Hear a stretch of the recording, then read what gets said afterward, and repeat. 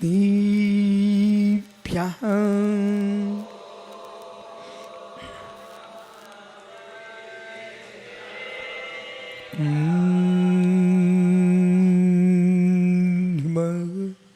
सिद्धिभ्यः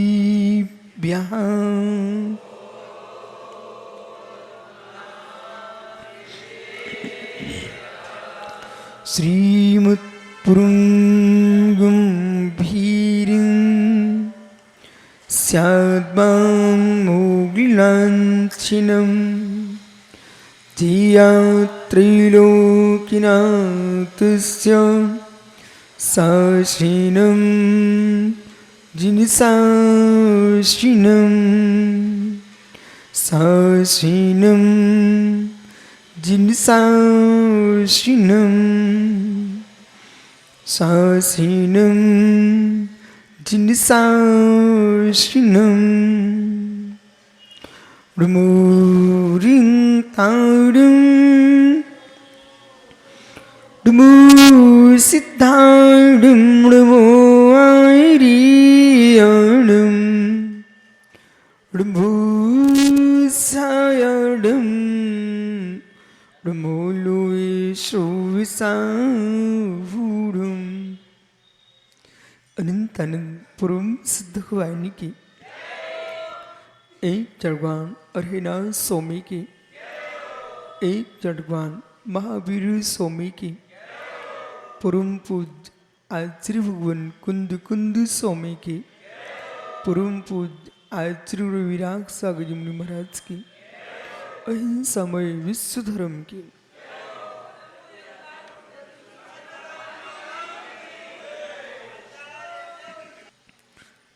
भगवत अर्ह सर्वज्ञ परमेश्वर जिनेश्वर देव ने वस्तु तत्व का व्याख्यान प्रदान करके जगत के भव्य जीवों का महान उपकार किया है। यही वे सत्य है जिस जीव की भवितव्यता निर्मल है, पावन है, पवित्र है, उज्जवल है, उससे जीव को भगवत वाणी प्रिय लगती है। जिसका संसार दीर्घ है उसको भगवत वाणी भी प्रिय नहीं लगती। जिस क्षण आपको अर्हत देशना के प्रति तीव्र अनुराग भाव उत्पन्न हो, संवेग भाव उत्पन्न हो, धर्म धर्मात्मा को देकर के प्रमुदित परिणाम हो, मित्र समझ लेना चाहिए आपका तीव्र सुकृत का उदय चल रहा है, तीव्र पुण्योदय चल रहा है कि ऐसे ऐसे भावों में प्रणमन चल रहा है, ऐसे ऐसे निमित्त उपस्थित हो रहे हैं जिनके नियोग से प्रतिक्षण प्रतिपल भाव विशुद्धि वर्धमान हो रही है। ये तीव्रतम पुण्य का उदय चल रहा है। ऐसे में जीव है जिनके स्वयं के परिणाम संक्लेशित हैं और उनको निमित्त भी संक्लेशता के ही मिलते हैं। नरक के नारकियों से मिल लेना, अति संक्लेश भाव से जीव मरण करके नरक पहुंचता है, वहां पर संक्लेश परिणाम ही रहते हैं और निमित्त भी उनको संक्लेशता के ही मिलते हैं। ऐसे संक्लेशित निमित्तों के मध्य में भी अपने आप को विशुद्ध कर सके, ये जीव का प्रबलतम पुरुषार्थ है। जिसके घर में क्लेश होता हो, जिसके मोहल्ले में क्लेश होता हो, ऐसे काल में भी जो अनंत की उपासना का परिणाम रखता है, हे मित्र, इसके भीतर का प्रबल पुरुषार्थ है। उस पुरुषार्थ पर भी हमको खुश होना चाहिए कि ऐसे बहिरंग निमित्तों के कलुषित होने पर भी हमारे अंदर का उपादान सशक्त है। संलेखना के लिए, समाधि के लिए मित्र यही संबल है कि आवश्यकता नहीं है छपकने तो बहुत खोज किए, अच्छे से अच्छे निमित्त मिले, लेकिन कभी ऐसा भी तो होता है ज्ञानियों कि माता पिता ने बहुत खोज किए, अन्वेषण किया, मार्गणा करके अपनी बिटिया को अच्छे से अच्छे घर में भेजा, और अच्छे से अच्छे धर्मात्मा मान के भेजा, धर्मपति मान के भेजा, और चंद दिन के अंदर ऐसा अशुभ का उदय आया, वो घर में खाक हो गया। और जिसको धर्मात्मा मानते थे वो पापों में लिप्त हो गया। अब मित्र बेटी वहां क्या करे? कुलवंती कन्या होगी, घर की विषमताओं को झेलेगी, लेकिन परिणामों को संभालेगी। कुलविहीन कन्या होगी, मित्र पति और घर को छोड़ करके भाग जाएगी। मित्र उससे दुख दूर नहीं हुआ है, कलंक और लग गया, कलंक और लग गया कि भाग गई भाई, ये कलंक लग गया। यही यहां समझा रहे हैं, हे छपक, आपने अन्वेषण तो बहुत किया, श्रेष्ठ संघ का अन्वेषण किया, खोज किए, लेकिन जब आपने प्रवेश लिया था तब तो सभी आपकी सेवा में संलग्न थे। आपने प्रवेश किया था, सभी ने हाथों हाथ लिया था, लेकिन वो सोचते थे हो सकता 2-4 दिन में ऊपर चले जाएंगे। ऐसा नहीं होना चाहिए कि आप समाधि सम्राट कहलाने के नियोग में, संलेखनाओं के स्वामी कहलाने के नियोग में बहुत संलेखना करें, इसके राग में किसी छपक के प्रति ये मत सोचना कि कल आए और कल ही समाधिस्थ हो जाए। यदि निर्यापकाचारत्व को स्वीकार किया है, आज समलेखना को प्राप्त हुआ है साधक, यदि 1 वर्ष तक भी उसकी समाधि नहीं होती है, तब भी आपको अवस्थान नहीं छोड़ना होगा, उसको संक्लिष्टता हो जाएगी। संसार ऋण हो चुका है। अब मित्र, सेवा तुम्हारा करना धर्म है, समता रखना छपक का धर्म है, लेकिन प्राणों का वियोग होना न तुम्हारे हाथ में है, न छपक के हाथ में है, वो आयु कर्म के हाथ में है। किसी जीव की लंबी आयु को देख करके ये अवभाग्य स्वीकार करना चाहिए, और ये छपक राज के जितने समय तक चलेंगे हमको छपक के दर्शन होंगे, और छपक को सोचना चाहिए जितना मैं जीता रहूंगा उतना मेरी साधना प्रशस्त होगी। न छपक मरने का विचार करे, न निर्याप का चार ये विचार करे कि जल्दी चले जाएं। हो सकता है बिटिया को घर तो अच्छा खो जाता, बंबई वाले भैया, बिटिया को घर तो अच्छा खो जाता, लेकिन वो लोग माया भी निकले तो शादी के उपरांत उन्हें पूरा वातावरण चेंज कर लिया। इसको भी समझना पड़ेगा। बोला हर कदम पर आपको विचार करना पड़ेगा, हर कदम पर परीक्षा प्रज्ञा का प्रयोग करना पड़ेगा, आलोच्य मन करना पड़ेगा, और वह निर्णय करना पड़ेगा। हम जो भी काम करते हैं विचार करके करते हैं, फिर भी किसी ने नहीं सोचा था एक पुरुष वो भैया सुंदर मकान बनाता है और छत भी गिर गई और सुंदर कंगूरे भी लग गए, और एक दिन क्या हुआ, ये सत्य घटना मैं आपको बता रहा हूं, एक दिन क्या हुआ, वो सोचता है देखूं तो अपने छत पर चढ़ करके कितनी सुंदर बनी है, और जैसे छत पर चढ़ता है पूरी छत नीचे आ गई। अब रोई की हंसे, इतनी खुशी मनाए कि मेरे हाथ पैर नहीं टूटे। वो आदमी बच गया, लेकिन छत सहित नीचे आ गया। तो मजबूत तो बनवाया था, पर कहीं ना कहीं कमजोरी तो थी, इसलिए तो गिरी। ऐसे आपने संग श्रेष्ठ चुना, साधु श्रेष्ठ चुने, खूब खोज किए, लेकिन समय आज मित्र गया में पंचरक मनता होता। आज के दिन समाज ने तो तैयारी की, संघ को भी लेके आ गए, एक नहीं 3-3 संघ विराजमान है, लेकिन हम पुरुषार्थ कर सकते हैं, उसमें क्लेश नहीं होना चाहिए, परंतु कार्य तभी होगा सफल तब काल लब्धि आएगी। अब इसको विशद सागरी कहीं कुछ भी कह लो मित्र, अब आपको ये सोचना ही पड़ेगा, जम्मू देशे जेण बिहाड़े जानिया नानेडिदम जम्म मां मरणम भाव।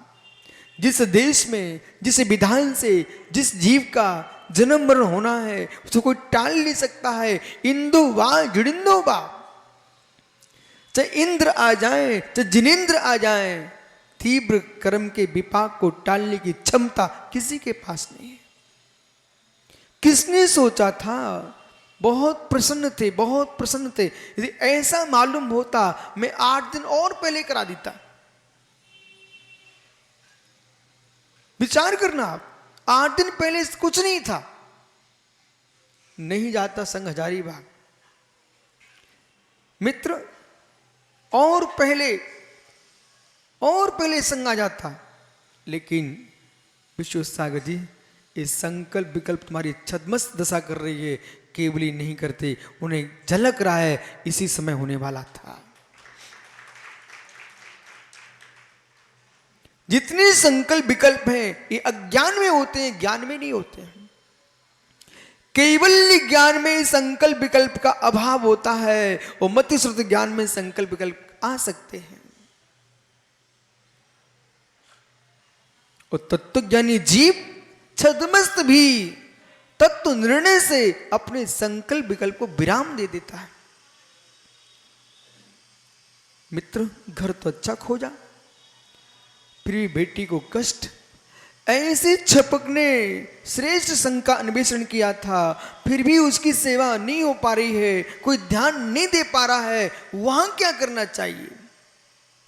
हर प्रकार से निर्णय करना है, क्योंकि 4 वर्ष दिए थे, 4 वर्ष मात्र निर्यापकाचार की खोज के लिए, और 4 वर्ष आपके चल रहे हैं, धीमे धीमे त्याग चल रहा है। जब ज्ञानियों अंतिम 4 वर्ष बचेंगे, उसमें साधक अपनी उपासों की वृद्धि करना प्रारंभ कर देगा और जगत से संपर्क मंद कर देगा, जगत से संपर्क मंद कर देगा। पुनः पुनः सुनना, मैं आपसे क्या कह रहा हूं। जीवन में निर्मल निर्दोष, निर्जीवन निर्दोष संलेखना चाहिए है तो जन संपर्क सबसे पहले दूर करना पड़ेगा। जन संपर्क जितना बढ़ेगा उतनी आपकी इच्छाएं मजबूत होंगी। यानी लता को सुखाना चाहते हो तो खाद पानी देना बंद करना पड़ेगा। वो खाद पानी बंद नहीं कर रहे हो तो लता तो हरियाएगी ही हरियाएगी। ऐसे संपर्क का पानी चलता रहेगा तो राग तो हरियाएगा ही हरियाएगा। मेरे मित्र आए हैं, मेरे भक्त आए हैं, मेरे जनक जननी आए हैं, मेरे बंधु आए हैं, नगरवासी आए हैं, परिचित आए हैं, इन सबका परिचय लेता रहेगा छपक, आत्मा से परिचित कब होगा? इसलिए जन संपर्क जो है साधना का शत्रु है। जन संपर्क है वो साधना का शत्रु है। जितना जन संपर्क और जितना वचना लाभ होगा उतने संकल्प विकल्प की वृद्धि होगी। जिस जीव को अपनी निर्मल विशुद्ध सामय करना हो उसको जन संपर्क से दूर हो जाना चाहिए। जितने संपर्क बढ़ाओगे उतने मित्र सुख नहीं बढ़ेगा, शांति नहीं बढ़ेगी, संकल्प विकल्प बढ़ेंगे। यदि आपको कोई परिचित नहीं था, आप किसी से परिचित नहीं थे, उसमें सुबोध भैया शांति से बैठ के माला फेरा करते थे, और जब तक हेमचंद से परिचय बढ़ गया, ज्ञानी पापड़ीवाल से परिचय बढ़ गया, बंबई वाले भैया से परिचय बढ़ गया, मित्र जो समय तुम्हारी सामयिक में पूर्ण जाता था, अब 2 मिनट तो भाई बात करना पड़ेगी। मित्र आया है, मित्र 2 मिनट बात तो आप कर लो, अच्छी बात है, लेकिन निर्णय इतना कर लेना, जो सामायिक का समय तुम 2 घंटे करते थे उसमें से तुम्हारे ये मिनट कम हुए कि नहीं हुए? आपको लगने लग गया कि अब तो मेरा प्रभाव बढ़ चुका है, ये प्रभाव तुमको बाहर में दिख रहा है, ये प्रभाव घट चुका है।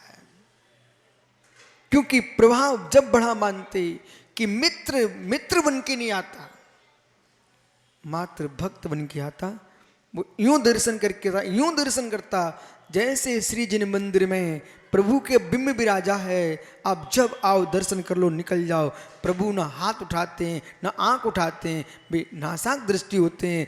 ऐसे मित्र वे वंदना करके भी चले जाएं, फिर वंदनीय उनको ऊपर न राग न देश। ये चपक की धारा है, ये चपक की धारा है। और कब संभव है? आज से अभ्यास प्रारंभ करोगे, बार बार बार बार बार बार अभ्यास करोगे, तब कहीं इस स्थिति पर पहुंच पाओगे। नहीं तो मेरे मित्र अंतिम समय चिल्लाओगे, रोटी चाहिए है, पानी चाहिए है, मित्रों को बुला दीजिए, अब मैं जाने वाला हूं, मैं चेहरा देख लूं। हे मित्र, इन चेहरों को देखते देखते नाना चेहरे पाए हैं त्रियंचों के, पशुओं के। अब चेहरों को देखने का समय नहीं है, अब चैतन्य भगवान आत्मा को देखने का समय है। कब तक चेहरे देखेंगे? कब तक चेहरे देखेंगे? ओहो, मनोज भैया एक दिन चेहरा देखने गया, सो यहां बैठना पड़ रहा है। मनोज भैया मैं क्या बोल रहा हूं, सुना कि नहीं? एक दिन चेहरा देखने गया, बालक चेहरा देख आया क्या? बंबई चेहरा देख आया? ओहो, बालक जिस दिन मुंह दिखाई को जाते ना, किसी की बेटी को देखने जाओगे बेटा, एक दिन ऐसा चेहरा देखोगे फिर कभी तुम्हारा कोई चेहरे के दर्शन नहीं कर पाएगा। जिन्होंने किसी नारियों के चेहरे देखने नहीं गए अथवा देख करके छोड़ दिए, उनके चेहरे देखने के लिए प्रतिदिन लाखों लोग आते हैं, और जो दुनिया के एक का चेहरा देखने जाते हैं उनका कोई चेहरा दर्शन नहीं करता। उन्हीं चेहरों के दर्शन किए जाते हैं जिन चेहरों में संयम की झलक होती है, और जहां शील की झलक नष्ट हो चुकी है उन चेहरों को कोई दर्शन नहीं करता है। ये साधु भी मनुष्य ही होते मित्र, पर इनके चेहरों के दर्शन किए जाते। बोले क्यों? एक पाषाण जमीन पर पड़ा हुआ है, उसके कोई दर्शन नहीं करता है, पर जिस पाषाण की मूर्ति बना करके जिन पर संयम शील के गुणस्थान के प्राण प्रतिष्ठा कर दी गई है, परमात्मा के संस्कार कर दिए गए, वो प्रतिमा भी मेरे मित्र दर्शनी बन जाती है। ऐसे ही जिस व्यक्ति पर चारित्र के संस्कार हो जाते हैं, वो सामान्य मनुष्य भी भगवान जैसा दर्शनीय हो जाता है। बालक चेहरा देख लिया, बस सब काम बिगड़ गया। यानी मेरा तो देख लेना, भगवान का देख लेना, पर मित्र भगवान बनना चाहता है तो किसी कन्या का चेहरा देखने मत जाना।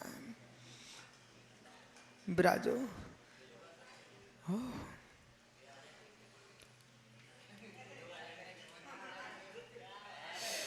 हे मित्र, हे मित्र, जीवन में न चेहरा देखने जाना, न अपना चेहरा दिखाना। काला जी, यतीन सागर जी, न चेहरा देखना, न चेहरा चमका के दिखाना। हे मित्र, स्वयं भी समाधि में लीन हो, दूसरे भी समाधि में लीन हो। ओ हो भगवत श्रीमद विद्यानंद स्वामी आचार्य प्रवर विद्यानंद स्वामी अष्ट सहस्री ग्रंथ में, ये प्राचीन विद्यानंद की मैं बात कर रहा हूं, अष्ट सहस्री ग्रंथ में लिखते हैं मित्र यतीन्द्र सागर जी, कल ही तो पढ़ाया था मैंने आपको। ज्ञानियों, परवैरत्वात् सुपरवैरिम, परवैरत्वात् सुवैरिम। हे मित्र, पर जो पर का वैरी होता है वो स्वयं का भी वैरी होता है।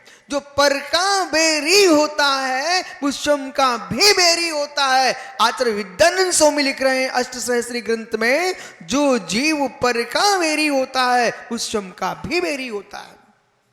इसे समझाना पड़ेगा। समझ में आ गया आप लोगों को? कैसे? हेमचंद जी, हेमंत भैया, जो पर का वैरी होता है वो स्वयं का भी वैरी होता है। बेअज्ञ प्राणी है जो इस सूत्र को नहीं जान पाए आज तक, जो पर का वैरी होता है स्वयं का भी वैरी होता है। बोले मित्र कैसे? धीरेन्द्र भैया, किसी व्यक्ति ने आपसे कहा कि धीरेन्द्र मैं आपको छोड़ूंगा नहीं। है मित्र, उससे कहना भैया मुझे नहीं तू छोड़ेगा इसकी मुझे चिंता नहीं है। दुख इस बात का नहीं कि तू मुझे नहीं छोड़ेगा, मुझे दुख इस बात का है कि मेरे कारण तू कर्म से बंधेगा। मुझे ये पीड़ा नहीं है कि तू मेरी हत्या कर देगा, मुझे ये पीड़ा तू मुझे जेल भेज देगा, मुझे पीड़ा नहीं है कि तू मुझे नाश कर देगा, पर पीड़ा मुझे ये अवस्था है कि मैं ऐसा पापी क्यों हुआ कि मेरे निमित्त से ये भव्य जीव कसाय करके अपने पद से विचलित हो रहा है।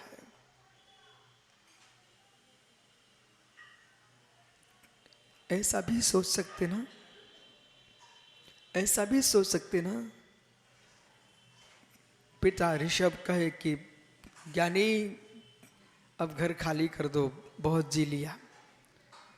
तो कहना बेटे मुझे घर छोड़ने का दुख नहीं है, दुख इस बात का है कि जगत में लोग पुत्रों से अश्रद्धा करके ना मर जाए। मेरी बात पर गौर दो, मैं क्या बोल रहा हूं। क्या बोलना धीरज भैया कि बेटे ऋषभ मुझे दुख इस बात का नहीं है, अपने बेटे ऋषभ से कहना ऋषभ मुझे दुख इस बात का नहीं है कि तू मुझे घर से बाहर निकाल रहा है। एक बीच में एक बात कहूं आपसे, हो सकता धीरज आपने भी पढ़ी हो, आज तो तीनों धीरज हैं शायद यहां पर। मित्र शायद आपने बात पढ़ी हो,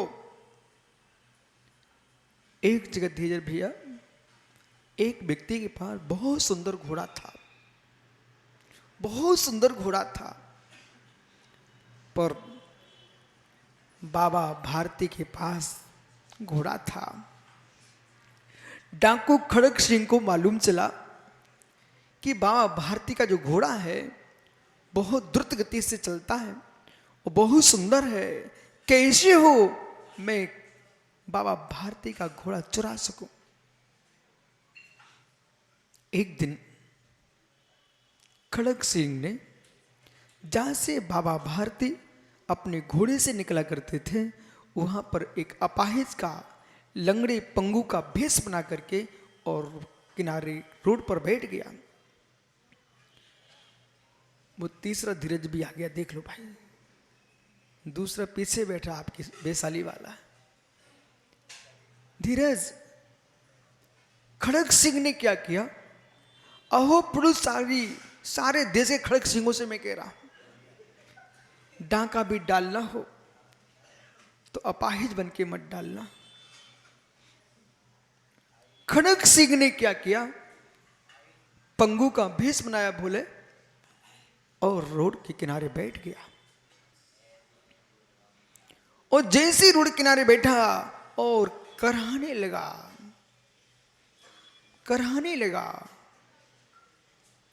और कराहते कराहते कहता है बाबा जी आप कृपालु हो, बाबा जी आप दयालु हो। मित्र ज्यादा मीठी मीठी बातें करे सुबोध भैया, थोड़ा संभल के दया करना। बाबा जी आप तो धन्य हो, आप महात्मन हो, करुणा निधि हो, मुझे अपाहिज को घोड़े पर लेकर के हमारे उचित स्थान तक छोड़ दीजिए। बाबा जी को दया आ गई, करुणा आ गई, बिना परीक्षा किए उसको अपाहिज समझ करके हाथ का आलम्बन दे करके उसको घोड़े पर चढ़ा दिया। जैसे अच्छे से घोड़े पर बैठ गया, कहता बाबा जी इसकी रस्सी में पकड़ के देखो कैसा लगता है। हाँ बेटे देख सकता है।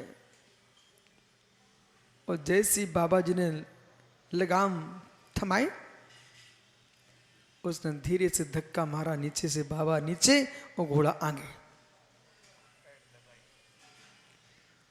और द्रुत गति से घोड़े को ले गया। बाबा जी देखते रह गए। बाबा भारती सोचते अब तो गया। सन्नीस ने, उस खड़ग सिंह ने विचार कर लिया कि अब तो मैं लंबा आ चुका हूं, अब विश्राम कर लूं। एक वृक्ष के नीचे घोड़े को बांध करके स्वयं सो गया। इतने में धीमे धीमे चलते चलते बाबा जी वहां तक पहुंच गए। इतना सो गया वो। चाहते बाबा भारते उनका घोड़ा छोड़ करके ले जाते, लेकिन मित्र ये साधु स्वभाव है। अपनी वस्तु होने पर भी बाबा जी ने छोड़ा नहीं उसको। बोले चोर के साथ भी चोरी क्या करूं, वो भी तो डाकू कहलाएगा। और ये वो डाकू मेरी वस्तु अवस्थ है, लेकिन जो जितनी भीड़ खड़ी हुई है उसे नहीं मालूम है बाबा भारती का घोड़ा कि खड़ग सिंह का घोड़ा है।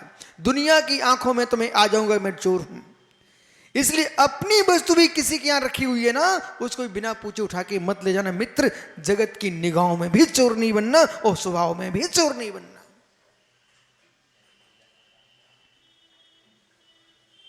खड़ग सिंह को बाबा भारती ने बड़े प्रेम से जगाया। खड़ग सिंह को बाबा भारती ने बड़े प्रेम से जगाया। नेत्र खुलते ही खड़ग सिंह, आप नहीं बेटे कोई बात नहीं, मुझे क्लेश इस बात का नहीं है खड़ग सिंह कि आप मेरा घोड़ा लेके आए हो। नहीं बाबा जी अपना ले लीजिए। बोली अभी घोड़ा बाद में ले लूंगा, लेकिन मेरी बात सुनिए। मित्र तुझे मेरा घोड़ा ही छीनना था, तो जैसे यहां अभी स्वच्छ दिख रहा है, ऐसे तू डाकू बन के छीनता तो बहुत अच्छा होता। पर आपने अपाहिज होकर के दगा दे के छीना है। ये बात लोक में फैल गई तो किसी से कहना मत कि मैंने बाबा भारती का घोड़ा अपाहिज होके छीन लिया है। बेटा कोई जगत में अपाहिजों की सेवा नहीं करेगा, विश्वास नहीं करेगा, विश्वास नहीं करेगा। मित्र जगत में पाप भी करना हो तो पापी का भेष बना के करना, लेकिन धर्मात्मा का भेष बना करे कोई पाप करने मत चल देना, क्योंकि कोई धर्मात्मा विश्वास नहीं करेगा।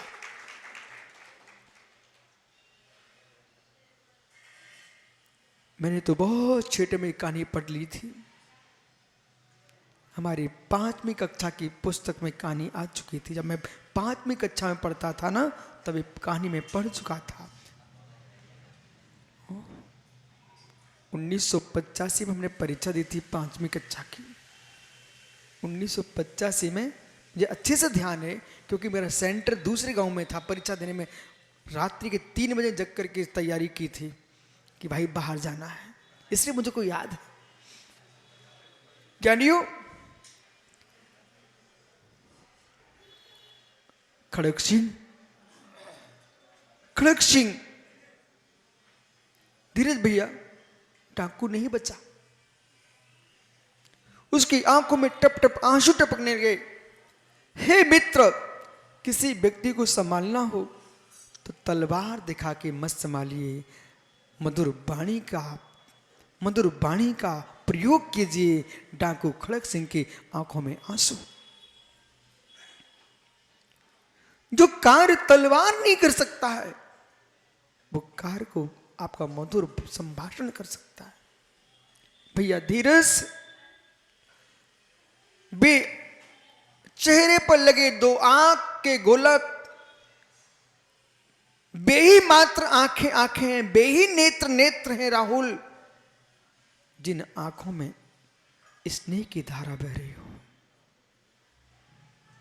करुणा की धारा बह रही हो, प्रेम बासल की बूंदें टपकती हों, मात्र सुबोध भैया वे ही आंखें आंखें हैं, बाकी के जिनमें स्नेह शून्यता है वे मेरे मित्र दो कांच के गोलक हैं, मात्र चेहरे पे दो गड्ढे हैं।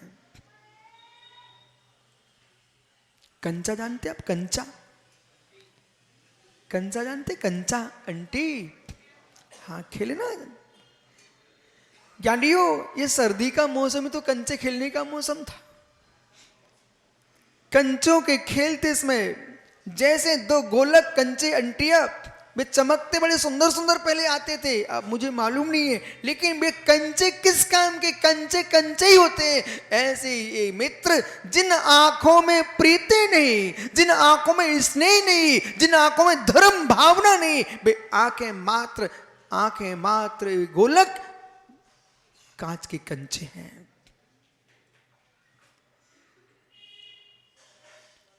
स्नेह की आंखें ही श्रेष्ठ हैं। स्नेह की आंखों से बाबा भारती ने देखा, स्नेह की आंखों से बाबा भारती ने देखा, और जैसे देखा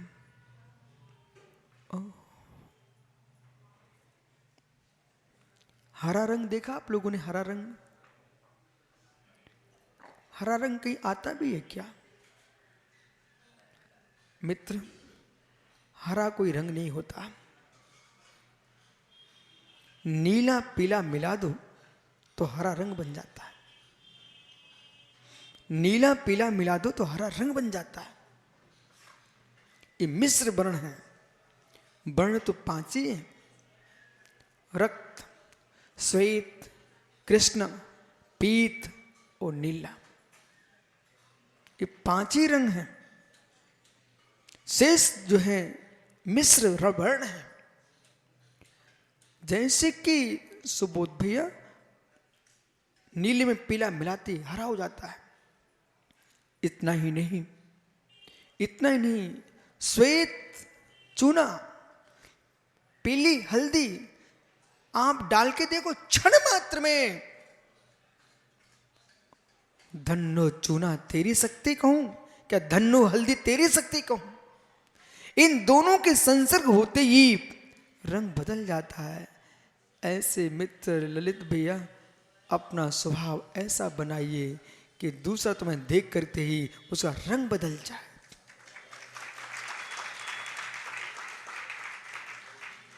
वे ही पुरुष साधु होते हैं, असाधु भी देख करके अपना रंग बदल दें। मुमुक्षु मधुबन ज्ञानियों देखते ही देखते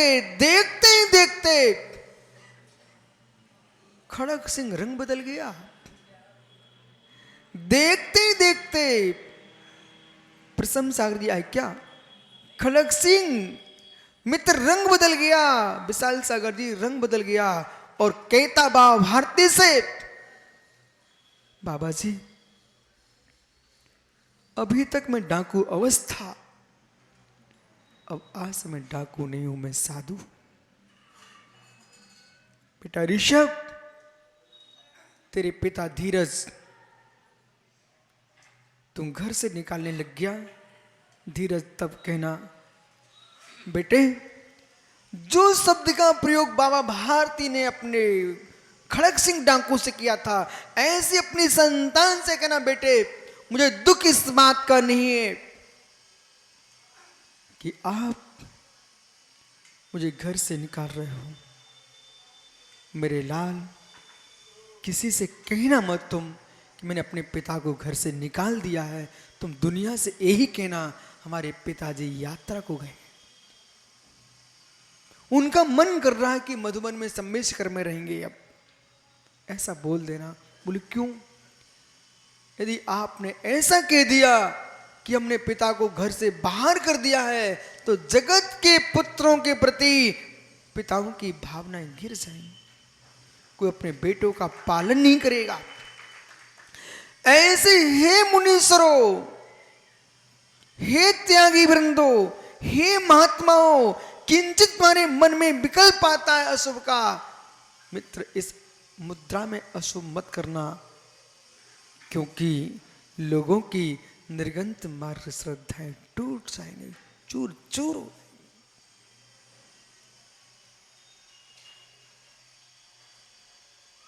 एक ही मार है जगत में, एक ही मार जगत में।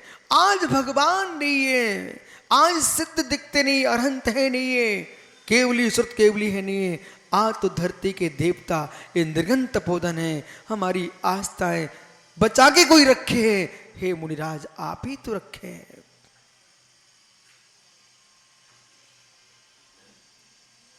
धन्नो छपक छपक, बैठ जाओ भैया, रोना मत ऋषभ। ऐसा करोगे क्या तो खड़े हो जाओ बेटा, नियम कर लो। हम अपने पिता धीरज को गया के भवन से भगाएंगे नहीं। जो कुछ तुमको तो मिलने वाला है, इसलिए मित्र क्यों टेंशन लेता है? क्या औरंगजेब जैसा बनेगा? क्या कंस जैसा बनेगा? क्या कुणिक जैसा बनेगा? कि राम जैसा बनेगा? कंस ने अपने पिता को छींके पर टांग दिया, कुणिक ने अपने पिता को जेल में डाल दिया, औरंगजेब ने अपने पिता को जेल में डाल दिया।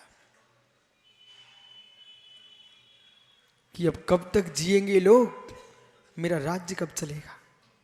इसलिए आगम में जिनसे स्वामी ने बहुत अच्छी व्यवस्था की है। उन्होंने कहा कि जैसे बेटे की शादी कुछ दिन के उपरांत बड़े प्रेम के साथ बहू बेटे को योग्य स्थान दे करके, भवन दे करके, व्यवस्था दे करके उसको अलग कर देना चाहिए। वो ये ना कह पाए कि मुझे न्यारा कर दो, उसके पहले ही व्यवस्था दे दो, जिससे मेरे मित्र वो आपको सम्मान के साथ पर्व के दिनों में भोजन को तो बुलाएगा, और लड़की अलग किया तो कभी नाम नहीं लेगा। वो अलग पहले से राज्य दे ही दिया है, अब कभी नहीं कहेगा कि ये जल्दी चले जा तो मेरे लिए राज मिल जाएगा, हम पहले ही दे चुके, अब तो मुझे क्यों मारना चाहता है। क्या सुंदर व्यवस्था दी है। कहा? जिनसे स्वामी ने महापुराण में लिखा हुआ है, सभी पिताओं को पढ़ लेना चाहिए। बेटे के मन के चेहरे को देखना चाहिए, ये ना कह पाए कि मुझे बड्डू अलग कर दो। डब्बू भैया उसके पहले ही कह देना बेटा तेरी व्यवस्था ये है। फिर वो कहता कि नहीं नहीं मैं आपके साथ ही रहूंगा, तो बेटे ये आपकी खुशी है, बहुत अच्छा है, तुम मेरे साथ ही रहो, मैं थोड़ी भगाना चाहता हूं, लेकिन ये इसलिए कह रहा हूं कि कहीं तेरा मन करे तो मेरे मित्र मुझे मारने का मत सोचना, पहले ही तू ले ले। यही विधि जिनागम में लिखी हुई है।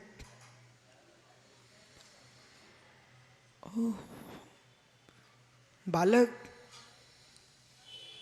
तुझे मालूम तेरा पिता तुझे मित्र की भांति रखता है। मैं भी देखना जानता हूं जगत को, तो आज बोल दे मैं तुझे नहीं भगाऊंगा, बोल दो भैया मैं नहीं भगाऊं, पिताजी नहीं भगाऊं, बोल दो, खुश हो जाएगा, कम से कम उसका टेंशन फ्री हो जाएगी कि भविष्य में क्या होगा। बोल दे मित्र तेरा पाप नहीं पड़ जाएगा, बोल दे, अरे अच्छे से बोल, पैर पड़ ले, ओहो बैठ जा, व्यवस्था बन गई। ज्ञानी भैया तुम्हारे बेटे कहाँ हैं? ओह हे मित्र, छपक से क्या कह रहे हैं कि जैसे बेटा कहीं पिता को अलग करने लग जाए तो पिता को ऐसा सोचना चाहिए, ऐसे ज्ञानियों कहीं निर्याप का चार छपक से उदास होने लग गए तो आगम में पहले ही व्यवस्था दे दी गई है। नहीं, ऐसा भी दिन आता है, हो सकता है कसाय का बेग आ जाए और छपक वो आप नमोकार सुनाने गए थे, वो गुस्से में तुम्हारी गाल पर चांटा मारते।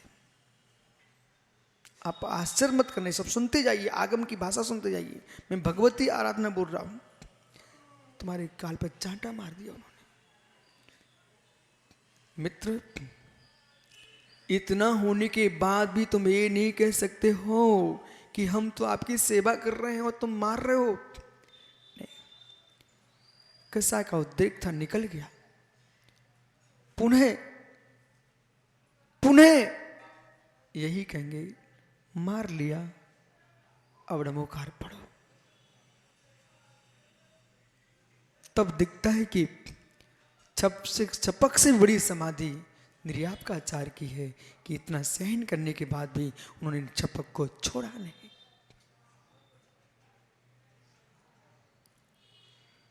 दीक्षा दिए है, संग्रह किया है, निग्रह करना, अनुग्रह करना, ये आचार का धर्म है। सच्चा पिता कभी नहीं सोचता है, ज्ञानी कुड़क ने अपने बेटे की लघुशंका पड़ी सामग्री खा ली। वो अपनी मां से बोलता, मां क्या ऐसा दुलार किसी को अपने बेटे पर होगा? तब चेलनी की आंखों में अश्रुपात होने लग गया था। बेटे तू क्या बात कर रहा है? जब तेरे फोड़ा हुआ था तेरे पिता श्रीडिक ने मुख से सहलाया था, पर तूने तो जेल में डाल के रखा है। कर्म की विचित्रता, कर्म की विचित्रता। ज्ञानी भैया अपने बूढ़े त्रिलोक दादा के पैर तो छुआओ तुम। बोले दादा पिताजी चिंता मत करना, देखो पैर पड़वाने के लिए खड़े हो रहे हैं,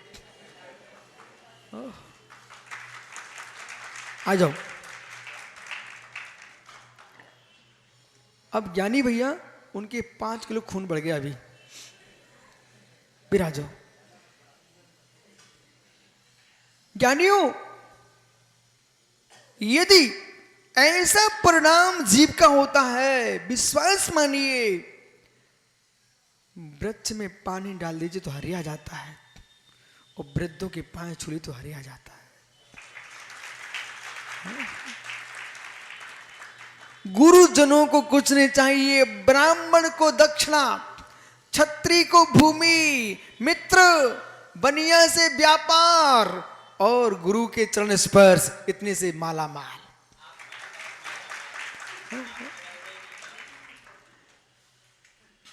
यहां पर क्या करें? निर्याप का आचार्य ने छपक की हर विषमता को देखा, फिर भी लक्ष्य क्या था? इस जीव का अकल्याण न हो जाए। पुनः पुनः पुनः पुनः संभालते, पुनः पुनः संभालते। मां आप लोग रोटी को कैसे संभालते हो? और फिर कहीं हीटर पर रोटी बनाते ना तो कपड़े से दबा दबा के फिर उठाते, फिर दबा। ये सही कह रहा हूं ना? विश्वास मानो मैंने कभी नहीं बनाई, लेकिन सत्य है। मैं एक दिन एक घर गया था, छोटे में विद्यार्थी था, तो एक माँ बना रही थी हीटर पर रोटी। वो भैया हेमंत जी रोटी ऐसे फूल गई, फुलका, उसने ऐसे दबा दिया। मैंने कहा कैसी माँ है पागल, इतनी बढ़िया फूली रोटी को दबा दिया। थोड़ी देर बाद फिर से फूल गई, उसने फिर दबा दिया। अब मैं कब देखता हूं भाई अब क्या होता है। तीसरी बार जैसे ही फूली, उठा के उसने कटोरदान में रख ली। मेरी समझ में सब आ गया कि पहली बार दबी थी तो ज्यादा कच्ची थी, फूली थी, और दूसरी बार फूली तो थोड़ी पक गई थी, लेकिन कच्ची थी। बहुत जल्दी फूल जाए समझ लो अभी कच्चे हैं, इसलिए गुरुजन शिष्यों को दबाते हैं। बोले बेटा तुम अभी गैस के फूले, गैस के पक्के नहीं हो। जिस दिन पक्के हो जाओगे रवि, फिर उठा के रख दिया जाएगा कटोरदान में, फिर 25 साल नहीं लगेंगे। ओह सिक गई रोटी, अब सिक गई मालूम। बोले फिर 25 साल नहीं लगेंगे मित्र। वो किशोर हैदराबाद पहाड़ी जी सुन रहे होंगे, बोले भोले कब सीखेगा? वे चाहते कि तू मुनि बन जा, मैं तेरे माता पिता बन जाऊं। हे मित्र, कच्ची रोटी को तुरंत ही उतार के नहीं रख देना चाहिए, उसको दबाते रहना चाहिए। जब सिक जाए, सिकेगी नहीं, रोटी की कीमत नहीं है, और जो खाएगा उसका पेट फट जाएगा, फूल जाएगा। नहीं तो संकल्प सागर से पूछ लेना। ज्ञानियों, वे एक जगह कच्ची रोटी लेके आ गए, बेचारे 3 दिन तक बीमार रहे। इसलिए आगम में लिखा है कि श्रावक के लिए अतिथि सत्कार व्रत में न कच्चा भोजन देना चाहिए, न जला देना चाहिए, बिल्कुल व्यवस्थित देना चाहिए। और आहार लेने के लिए भी कहा है कि भूखे आ जाना, पर कच्चा खा के मत आना, क्योंकि साधना तुम्हारी बिगड़ेगी। कच्चा भोजन करोगे तो पेट विकृत हो जाएगा, और कच्ची साधना करोगे तो समाधि विकृत हो जाएगी। विषय ये है। नहीं तो मालूम, ज्ञानी सोचे कि महाराज जी रोटी की व्यवस्था बना रहे कि आसी भैया, ये रोटी की व्यवस्था नहीं है। मैं आपको बता रहा हूं, कच्ची रोटी खाओगे ऐसी तो पेट खराब हो जाएगा, और कच्ची साधना करोगे तो समाधि भंग हो जाएगी। शायद ग्रुप सुन रहा ना भाई। इसलिए न साधना कच्ची हो, न रोटी कच्ची हो, न भावना कच्ची हो। ये तीनों यदि व्यवस्थित रहे तो विश्वास रखना तीनों का काम स्वस्थ होगा। जब चौथा वर्ष निकल गया, 8 वर्ष निकल गए। 8 वर्ष निकलने के उपरांत चपक साधना में तल्लीन है। कहीं साधना में सहकारी नहीं बनते दिखे, तब भी फिर निर्णय क्या करेंगे। कसाय के उदय की तीव्रता से चारित्र मोहिनी कर्म का आश्रय होता है। विकास राज्य सुनो मित्र वर्जात्या, कसाय की तीव्रता से चारित्र मोहिनी कर्म का आश्रय होता है। किसी पर गुस्सा आपको आ रही है, उस छोड़ दीजिए। जो पर का बैरी है वो स्वयं का बैरी है। सूत्र को ध्यान रखिए, जो पर का बैरी स्वयं का बैरी। राज कहां लिखा? अष्ट सहस्री ग्रंथ में लिखा हुआ है, जो पर का बैरी स्वयं का बैरी। वो कैसे हो गया? माना कि मुझे किसी पर कसाय आई, ठीक है ना, मैं दूसरे का अहित करना चाहता हूं, उसका अहित हो ना हो, पर जब कसाय की तीव्रता होगी तो कर्म का आश्रय मुझे होगा कि नहीं होगा, स्वयं का अहित होगा कि नहीं होगा। जो पर का अहित करना चाहता है स्वयं का अहित हो ही जाता है। और ज्ञानी जो पर का मित्र होता है उस स्वयं का भी मित्र होता है। इसलिए साधु पुरुष दीक्षा लेते आसी भैया, ऐसी कौन सी वस्तु आ जाती है कि जिस व्यक्ति को 2 कौड़ी का नहीं गिना जाता था, और जैसी दीक्षा होती है वो ऊंचे आसन मिल जाते हैं। पूरी समाज के वयो वृद्ध लोग, अरबपति खरबपति, सेठ साहूकार, देवेंद्र अजमेर जैसा आदमी, गुरुजी ऐसे बोलते हैं, गुरुजी।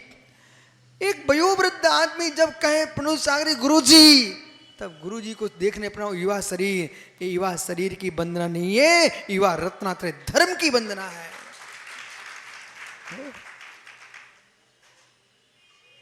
ये धर्म की वंदना है।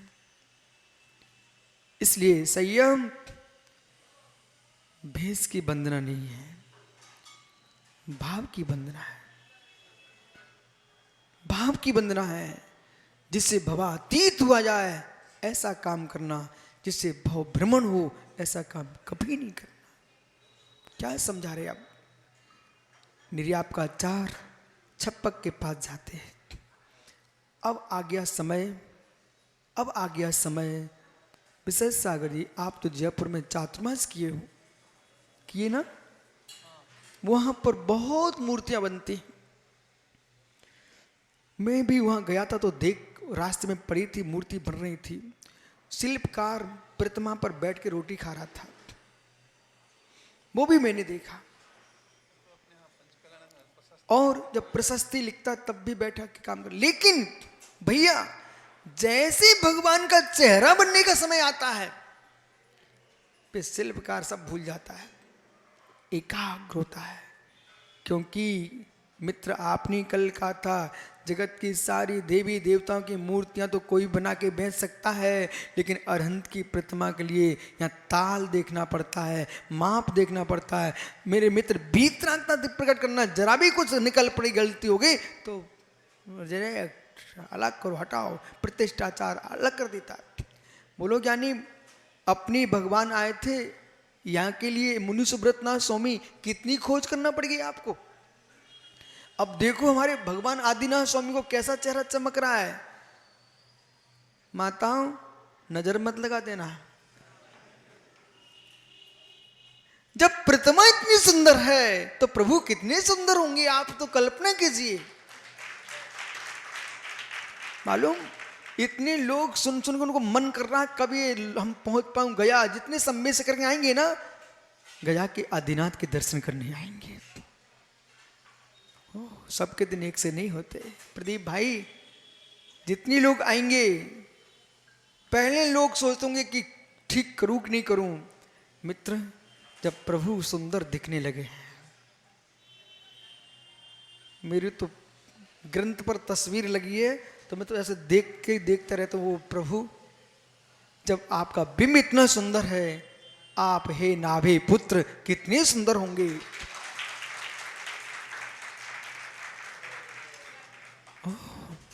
यानी जब निर्याप का 4 देख ले कि 4 वर्ष अब शेष हैं, किसने किस प्रकार संभालते हैं। अब प्रतिमा का चेहरा बनने के लिए कारीगर पूर्ण तैयार होता है, प्रमाद नहीं करता।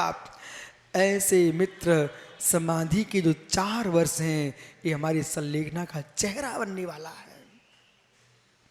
बार बार देखते फिर समझाते हैं।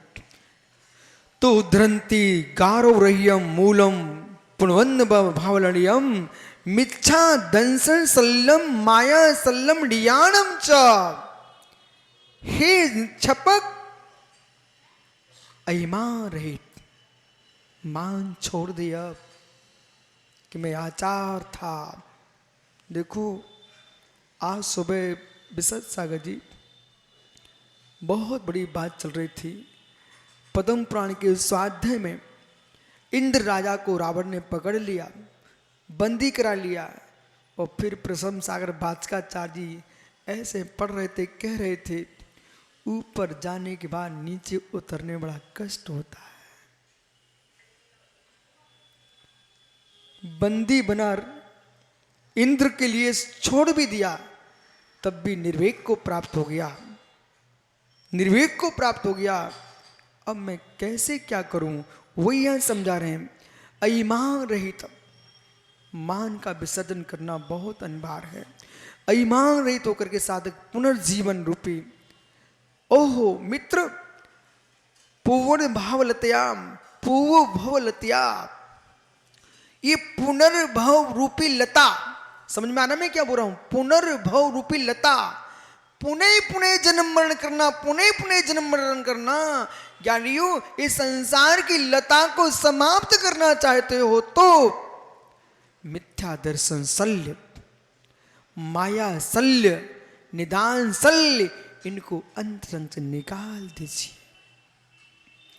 जब तक माया मिथ्या निदान ये त्रिशल्य नहीं निकलते हैं जीव के, तब तक समाधि मरण संभव नहीं है। ज्ञानियों, हर पल हर क्षण, हर पल हर क्षण एक ही विचार में डूबे रहना, मेरे जीवन में माया के संस्कार ना जाए। ऐसे माया कल छूटती आज छूट जाए, पर माया को स्थान मत देना। माया के पीछे जगत माया में डूबा है।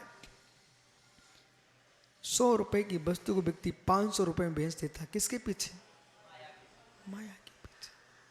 जितनी छल कपट जगत में हो रहा है, जितना जीव संस्थाओं में चिपकेगा, जितना जीव अहंकार में डूबेगा, उसको मायाचारी करना ही पड़ती है। इसलिए निसंग होना है, माया शून्य होना है, तो पर द्रव्यों से दूर रहना पड़ेगा, वे ही प्रसन्न चित्त रह पाएंगे। अंतिम समय अपने आप को मुस्कुराते मुस्कुराते भेजना है मित्र, तो जगत के रागों से दूर हो जाना। ऐसी आज ही निर्णय कर लेना। बेटे की मां से कह देना, हे देवी, इच्छाओं का संबंध अब विलीन कर लो, अब मां धर्म का संबंध रहे और हम एक दूसरे को संभाल के रखेंगे। जो पहले जाएगा उसको जीने वाला नमोकार सुनाएगा। जरूर बोल देना। पक्का? बैठ जाओ। हेमचंद आप नहीं बोलोगे? जितनी यहां बैठे सब बोल रहे अपने बेटे की मां से कि जो पहले जाएगा, जो जिएगा, उसको पहले नमोकार सुनाएगा। रोने के लिए समय बाद में मिल जाएगा, लेकिन जाते समय आंसू मत टपकाना, मुझे नमोकार का मंगल आशीष दे देना, कह देना। जैसे यात्रा को या तो कलश दिखाते हो, ऐसे मुझे महामंत्र का कलश दिखा देना। जाओ, कल फिर आओगे मित्र। पर्याय तो पुनः चर्चा करूंगा, निर्याप का चार छपक को कैसे समझाते हैं। आत्मा स्वभावम परिभाव भिन्नम, आत्मा स्वभावम परिभाव भिन्नम। आत्मा का स्वभाव परभाव से अत्यंत भिन्न। महावीर स्वामी की